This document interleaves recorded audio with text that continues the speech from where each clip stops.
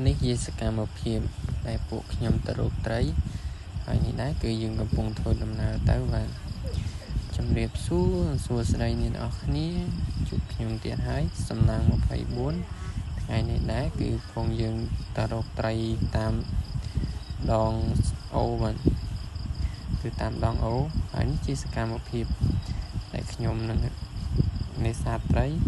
ឧបករណ៍យើងគឺមានសំណាញ់ដូចជារដងអញ្ចឹងហើយនេះដែរគឺជាអូដែលយើងរៀបរកបាទឥឡូវយើងដាក់សំណាញ់ដំបងចាំមើលតើបានឬក៏អត់តិចទៀតយើងដឹងទាំងអស់គ្នា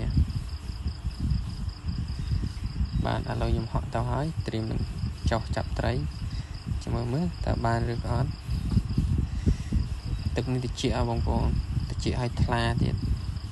ជាបងប្អូនបានឃើញអញ្ចឹងឥឡូវនេះដែរគឺបងខ្ញុំវារៀបរកនឹងចុះទៅដែរបាន2នាក់ឥឡូវខ្ញុំកំពុងទៅប៉ះត្រីមួយពុកខ្វាយ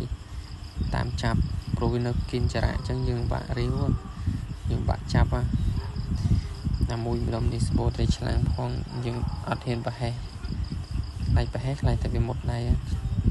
ហើយនេះបងស្រីខ្ញុំហើយនេះដែរគឺយើងមកឈ្នះច្រើនអត់មកទស្សនាអេដមីនបងត្រីអត់នេះឥឡូវយើងកំពុងតែតាមរត្រីដែលយើងបងមិញខ្ញុំរៀបប៉ះត្រីឆ្លាំងមួយនឹងធំឥឡូវខ្ញុំជាមួយចាប់កន្លែងនេះហ្នឹងគឺខ្ញុំចាប់បានត្រីឆ្លាំងមួយ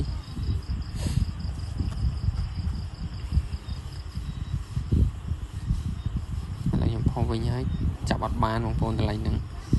គឺចាប់ទៅវារើឥឡូវជាមួយតាមម្ដងទៀតបាទយ៉ាស់មុតដៃដែរកន្លែងហ្នឹងដូចជាមុតដៃយូរដែរខ្ញុំភ្លេចដែរឥឡូវខ្ញុំជាមួយតាមម្ដងទៀតជាមួយមើលតើបានឬក៏អត់កន្លែងហ្នឹងត្រីច្រើនបងប្អូនខ្ញុំ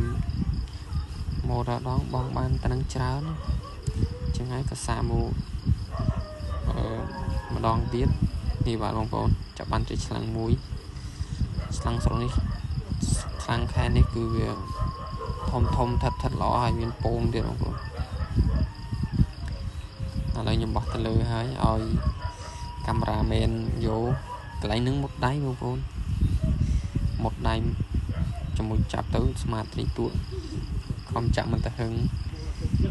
មានអីមុតដៃវាដោយឥឡូវយើងជាមួយរាវទៀតនេះបាទនិយាយបងមិញបាន3-4ដែរបានត្រីក៏សមដែរខ្ញុំទៅកន្លែងនឹងច្រើនបងប្អូនខ្ញុំបងបានតែបងពីសណាញ់បានត្រីបាន3-4ឥឡូវនេះខ្ញុំបានមួយទៀតបាទគឺកំពុងតែ